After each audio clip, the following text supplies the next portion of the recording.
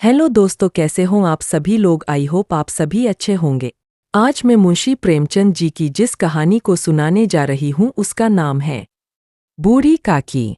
कहानी शुरू करने से पहले हमारे चैनल को लाइक, शेयर और सब्सक्राइब करें और बेल आइकन को दबाना ना भूलें और कमेंट करके बताएं कि आपको हमारी कहानी कैसी लगी।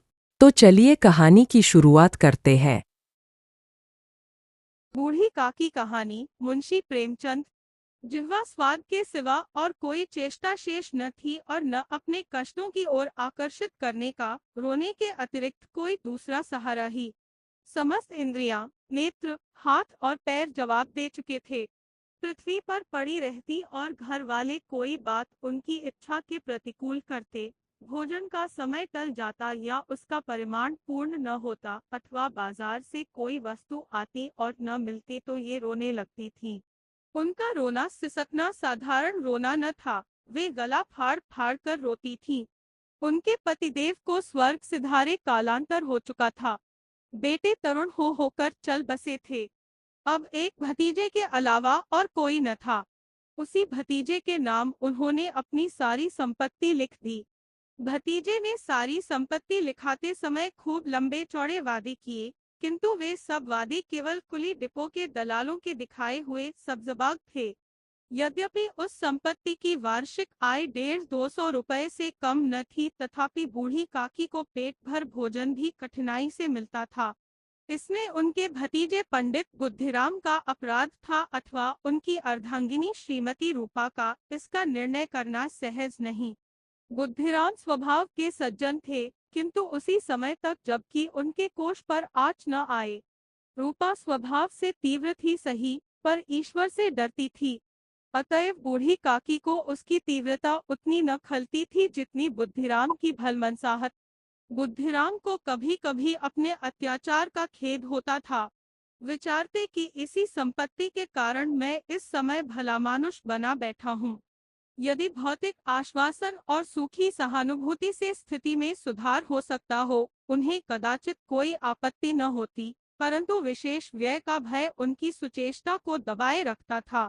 यहाँ तक कि यदि द्वार पर कोई भला आदमी बैठा होता और बूढ़ी काकी उस समय अपना राग अलापने लगती तो वह आग हो जाते और घर में आकर उन्हें जोर से डांटते। लड़कों को बुड्ढों से स्वाभाविक विद्वेष होता ही है, और फिर जब माता पिता का यह रंग देखते तो वे बूढ़ी काकी को और सताया करते। कोई चुटकी काटकर भागता, कोई इन पर पानी की कुल्ली कर देता। काकी चीख मारकर रोती, परंतु यह बात प्रसिद्ध थी कि वह केवल खाने के लिए रोती है, अतएव उनके संताप और आर्तनाद पर कोई ध्यान नहीं देता था। हाँ, काकी क्रोधातुर होकर बच्चों को गालियां देने लगती तो रूपा घटनास्थल पर आ पहुंचती। इस भय से काकी अपनी जिह्वा कृपाण का कदाचित ही प्रयोग करती थी। यद्यपि उपद्रव शांति का यह उपाय रोने से कहीं अधिक उपयुक्त था। संपूर्ण परिवार में यदि काकी से किसी को अनुराग था, तो वह बुद्धिराम की छोटी लड़की लाडली थी। लाडली अपने दोनों भाइयों के भय से अपने हिस्से की मिठाई चबैना बूढ़ी काकी के पास बैठकर खाया करती थी।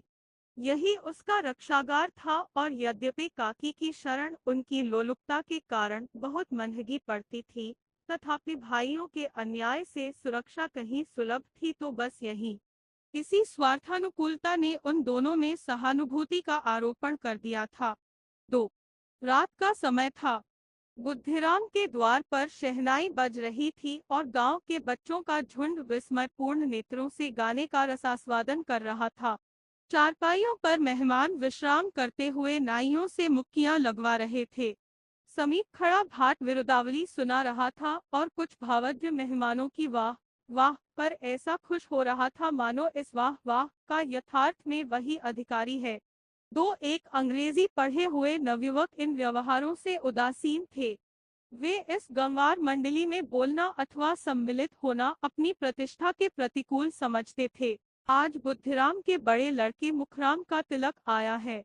यह उसी का उत्सव है। घर के भीतर स्त्रियां गा रही थीं और रूपा मेहमानों के लिए भोजन में व्यस्त थी। भट्टियों पर कड़ाह चढ़ रहे थे। एक में पूड़ियां कचौड़ियां निकल रही थीं, दूसरे में अन्य पकवान बनते थे। एक बड़े हंडे में मसालेदार तरकारी पक रही थी। घी और मसाले की क्षुधावर्धक सुगंधी चारों ओर फैली हुई थी। बूढ़ी काकी अपनी कोठरी में शोकमय विचार की भांति बैठी हुई थी। यह स्वाद मिश्रित सुगंधी उन्हें बेचैन कर रही थी। वे मन ही मन विचार कर रही थी, संभवतः मुझे पूड़ियां न मिलेंगी। इतनी देर हो गई, कोई भोजन लेकर नहीं आया। मालूम होता है सब लोग भोजन कर चुके हैं। मेरे लिए कुछ न बचा। यह सोचकर उन्हें रोना आया, परंतु अपशकुन के भय से वह रो न सकी। आहा, कैसी सुगंधी है! अब मुझे कौन पूछता है? जब रोटियों के ही लाले पड़े हैं तब ऐसे भाग्य कहाँ की भरपेट पूड़ियां मिलें। यह विचार कर उन्हें रोना आया, कलेजे में हुक सी उठने लगी। परंतु रूपा के भय से उन्होंने फिर मौन धारण कर लिया। बूढ़ी काकी देर तक इन्हीं दुखदायक विचारों में डूबी रही। घी और मसालों की सुगंधी रह रहकर मन को आपे से बाहर किए देती थी।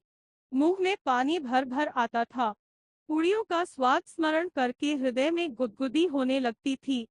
किसे पुकारूं? आज लाडली बेटी भी नहीं आई। दोनों छोकरे सदा दिख दिया करते हैं। आज उनका भी कहीं पता नहीं। कुछ मालूम तो होता कि क्या बन रहा है। बूढ़ी काकी की कल्पना में पूरियों की तस्वीर नाचने लगी।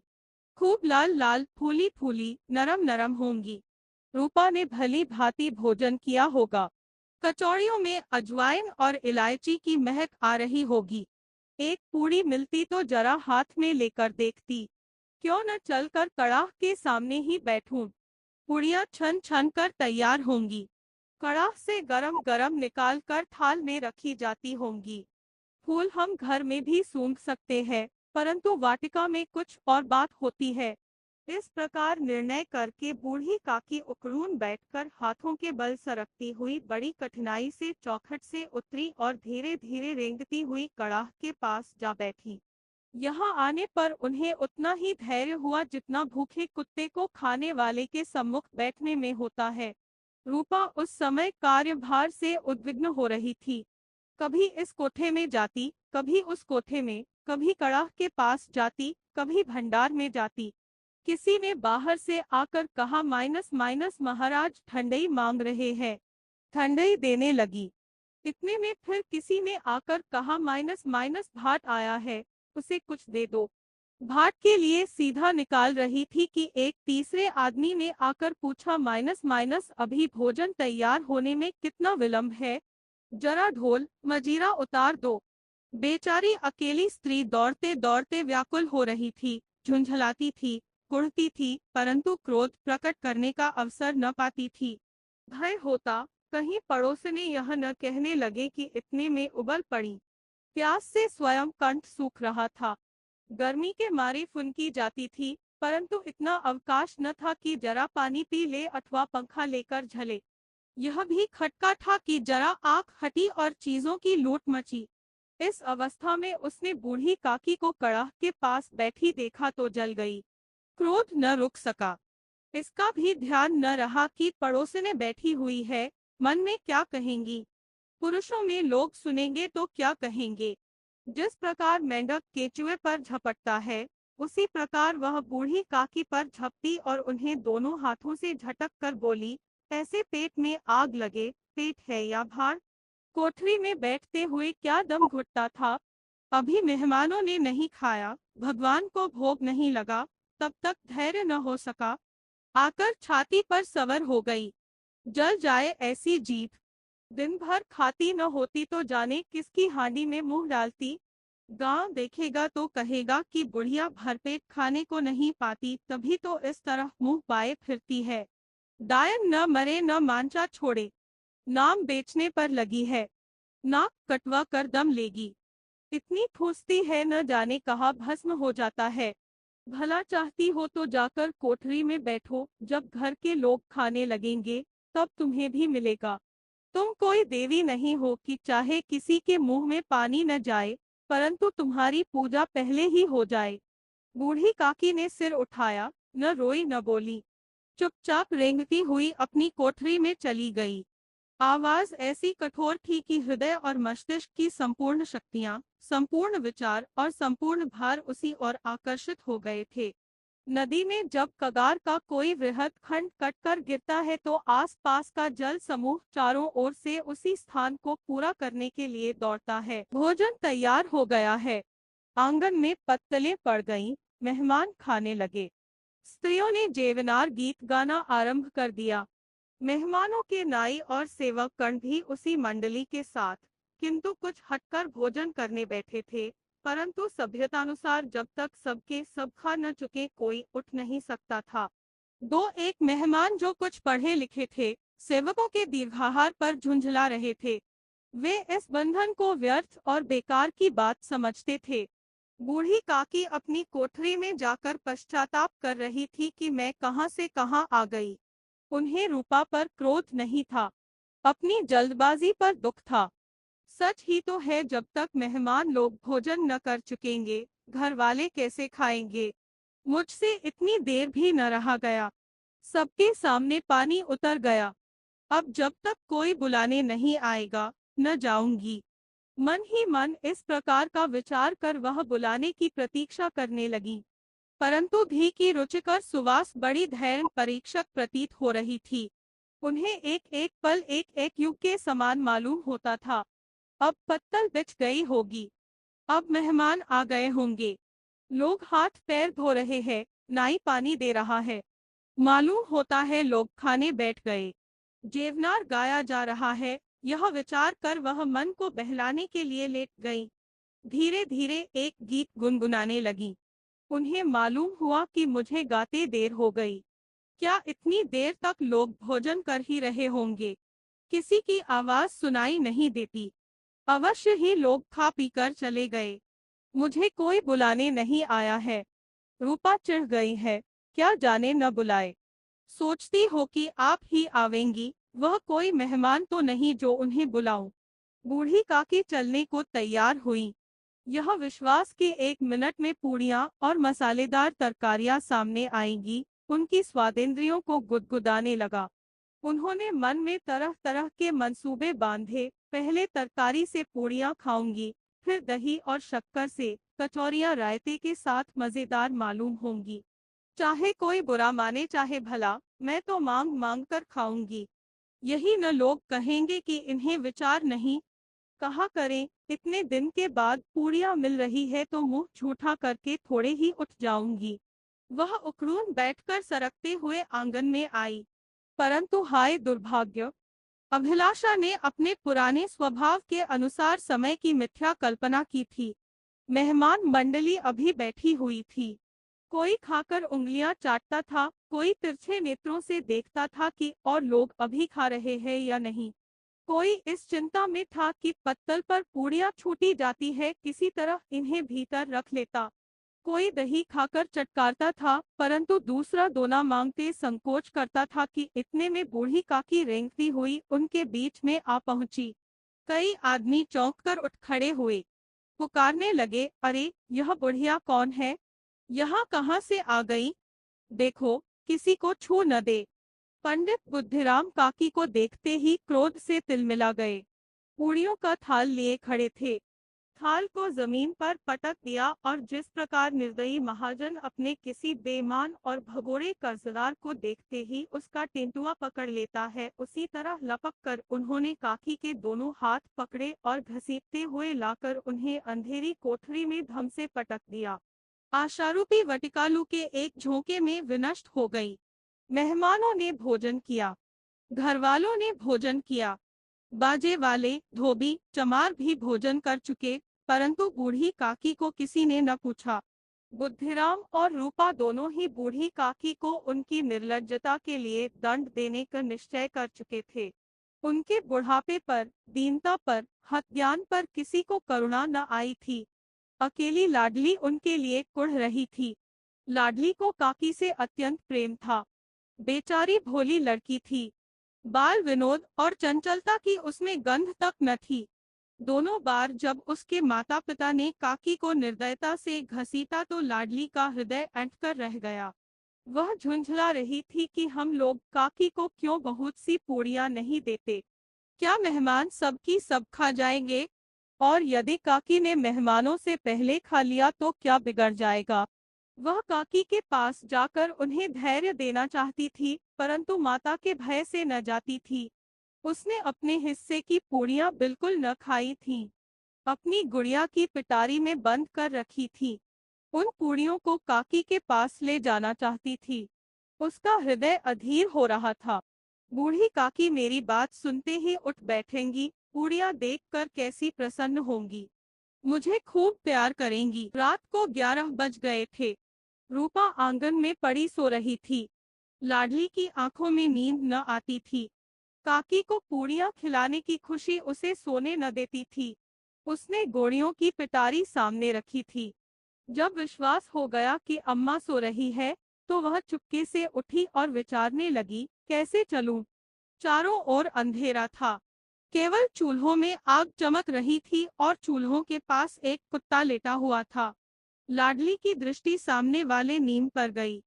उसे मालूम हुआ कि उस पर हनुमान जी बैठे हुए हैं। उनकी पूंछ, उनकी गदा, वह स्पष्ट दिखलाई दे रही है। मारे भय के उसने आंखें बंद कर लीं। इतने में कुत्ता उठ बैठा। लाडली को डाढ़स हुआ। कई सोए हुए मनुष्यों के बदले एक भागता हुआ कुत्ता उसके लिए अधिक धैर्य का कारण हुआ। उसने पिटारी उठाई और बूढ़ी काकी की कोठरी की ओर चली। 5। बूढ़ी काकी को केवल इतना स्मरण था कि किसी ने मेरे हाथ पकड़कर घसीटे। फिर ऐसा मालूम हुआ कि जैसे कोई पहाड़ पर उड़ाए लिए जाता है। उनके पैर बार बार पत्थरों से टकराए, तब किसी ने उन्हें पहाड़ पर से पटका। वे मूर्छित हो गई। जब वे सचेत हुई तो किसी की जरा भी आहट न मिलती थी। समझी कि सब लोग खा पीकर सो गए और उनके साथ मेरी तकदीर भी सो गई। रात कैसे कटेगी? राम, क्या खाऊं? पेट में अग्नि धधक रही है। हाँ, किसी ने मेरी सुधि न ली। क्या मेरा पेट काटने से धन जुड़ जाएगा? इन लोगों को इतनी भी दया नहीं आती कि न जाने बुढ़िया कब मर जाए। उसका जी क्यों दुखावे? मैं पेट की रोटियां ही खाती हूँ कि और कुछ। इस पर यह हाल। मैं अंधी अपाहिज ठहरी, न कुछ सुनूं न बूझूं। यदि आंगन में चली गई तो क्या बुद्धिराम से इतना कहते न बनता था कि काकी अभी लोग खाना खा रहे हैं, फिर आना। मुझे घसीटा पटका। उन्हीं पूड़ियों के लिए रूपा ने सबके सामने गालियां दी। उन्हीं पूड़ियों के लिए इतनी दुर्गति करने पर भी उनका पत्थर का कलेजा न पसीजा। सबको खिलाया, मेरी बात तक न पूछी। जब तब ही न दी, तब अब क्या देंगे? यह विचार कर काकी निराशा में संतोष के साथ लेट गई। ग्लानि से गला भर भर आता था, परंतु मेहमानों के भय से रोती न थी। सहसा कानों में आवाज आई, काकी उठो, मैं पूड़ियां लाई हूँ। काकी ने लाडली की बोली पहचानी। चटपट उठ बैठी। दोनों हाथों से लाडली को टटोला और उसे गोद में बिठा लिया। लाडली ने पूड़ियां निकाल कर दी। काकी ने पूछा, क्या तुम्हारी अम्मा ने दी है? लाडली ने कहा, नहीं, यह मेरे हिस्से की है। काकी पूड़ियों पर टूट पड़ी। 5 मिनट में पिटारी खाली हो गई। लाडली ने पूछा, काकी पेट भर गया? जैसे थोड़ी सी वर्षा ठंडक के स्थान पर और भी गर्मी पैदा कर देती है, उस भांति इन थोड़ी पूड़ियों ने काकी की क्षुधा और इच्छा को और उत्तेजित कर दिया था। बोली, नहीं बेटी, जाकर अम्मा से और मांग लाओ। लाडली ने कहा, अम्मा सोती है, जगाऊंगी तो मारेंगी। काकी ने पिटारी को फिर टटोला। उसमें कुछ खुरचन गिरी थी। बार बार होठ चाटती थी, चटखारे भरती थी। हृदय महसूस रहा था कि और पूड़ियां कैसे पाऊं। संतोष से तो जब टूट जाता है तब इच्छा का बहाव अपरिमित हो जाता है। मतवालों को मद का स्मरण करना उन्हें मदान बनाता है। काकी का अधीर मन इच्छाओं के प्रबल प्रवाह में बह गया। उचित और अनुचित का विचार जाता रहा। वे कुछ देर तक उस इच्छा को रोकती रही। सहसा लाडली से बोली, मेरा हाथ पकड़कर वहां ले चलो, जहां मेहमानों ने बैठकर भोजन किया है। लाडली उनका अभिप्राय समझ न सकी। उसने काकी का हाथ पकड़ा और ले जाकर झूठे पत्तलों के पास बिठा दिया। दीन, क्षुधातुर, हत ज्ञान बुढ़िया पत्तलों से पूड़ियों के टुकड़े चुन चुनकर भक्षण करने लगी। ओह, दही कितना स्वादिष्ट था, कचौड़ियाँ कितनी सलोनी, खस्ता कितने सुकोमल। काकी बुद्धिहीन होते हुए भी इतना जानती थी कि मैं वह काम कर रही हूँ जो मुझे कदापि न करना चाहिए। मैं दूसरों की झूठी पत्तल चाट रही हूँ। परंतु बुढ़ापा तृष्णा रोग का अंतिम समय है, जब संपूर्ण इच्छाएं एक ही केंद्र पर आ लगती है। बूढ़ी काकी में यह केंद्र उनकी स्वादेंद्रिय थी। ठीक उसी समय रूपा की आंख खुली। उसे मालूम हुआ कि लाडली मेरे पास नहीं है। वह चौंकी, चारपाई के इधर उधर ताकने लगी कि कहीं नीचे तो नहीं गिर पड़ी। उसे वहां न पाकर वह उठी तो क्या देखती है कि लाडली जूठे पत्तलों के पास चुपचाप खड़ी है और बूढ़ी काकी पत्तलों पर से पूड़ियों के टुकड़े उठा उठाकर खा रही है। रूपा का हृदय सन्न हो गया। किसी गाय की गर्दन पर छुरी चलते देखकर जो अवस्था उसकी होती, वही उस समय हुई। एक ब्राह्मणी दूसरों की झूठी पत्तल टटोले, इससे अधिक शौकमय दृश्य असंभव था। पुड़ियों के कुछ ग्रासों के लिए उसकी चचेरी सास ऐसा निष्कृष्ट कर्म कर रही है। यह वह दृश्य था जिसे देखकर देखने वालों के हृदय कांप उठते हैं। ऐसा प्रतीत होता मानो जमीन रुक गई, आसमान चक्कर खा रहा है। संसार पर कोई आपत्ति आने वाली है। रूपा को क्रोध न आया। शोक के सम्मुख क्रोध कहाँ। करुणा और भय से उसकी आंखें भर आईं। इस अधर्म का भागी कौन है? उसने सच्चे हृदय से गगन मंडल की ओर हाथ उठाकर कहा, परमात्मा, मेरे बच्चों पर दया करो। इस अधर्म का दंड मुझे मत दो, नहीं तो मेरा सत्यानाश हो जाएगा। रूपा को अपनी स्वार्थपरता और अन्याय इस प्रकार प्रत्यक्ष रूप में कभी न दिख पड़े थे। वह सोचने लगी, हाय, कितनी निर्दय हूँ। जिसकी संपत्ति से मुझे 200 रुपया आय हो रही है, उसकी यह दुर्गति, और मेरे कारण। हे दयामय भगवान, मुझसे बड़ी भारी चूक हुई है, मुझे क्षमा करो। आज मेरे बेटे का तिलक था। सैकड़ों मनुष्यों ने भोजन पाया। मैं उनके इशारों की दासी बनी रही। अपने नाम के लिए सैकड़ों रुपए व्यय कर दिए, परंतु जिसकी बदौलत हजारों रुपए खाए, उसे इस उत्सव में भी भरपेट भोजन न दे सकी। केवल इसी कारण तो वह वृद्धा असहाय है। रूपा ने दिया जलाया, अपने भंडार का द्वार खोला और एक थाली में संपूर्ण सामग्रियां सजाकर बूढ़ी काकी की ओर चली। आधी रात जा चुकी थी। आकाश पर तारों के थाल सजे हुए थे और उन पर बैठे हुए देवगण स्वर्गीय पदार्थ सजा रहे थे, परंतु उसमें किसी को वह परमानंद प्राप्त न हो सकता था जो बूढ़ी काकी को अपने सम्मुख थाल देखकर प्राप्त हुआ। रूपा ने कंठारुद्ध स्वर में कहा, माइनस माइनस माइनस काकी उठो, भोजन कर लो। मुझसे आज बड़ी भूल हुई, उसका बुरा न मानना। परमात्मा से प्रार्थना कर दो कि वह मेरा अपराध क्षमा कर दें। भोले भोले बच्चों की भांति जो मिठाइयाँ पाकर मार और तिरस्कार सब भूल जाता है, बूढ़ी काकी वैसे ही सब भुलाकर बैठी हुई खाना खा रही थी। उनके एक एक रोए से सच्ची सदिच्छाएं निकल रही थीं और रूपा बैठी स्वर्गीय दृश्य का आनंद लेने में निमग्न थी।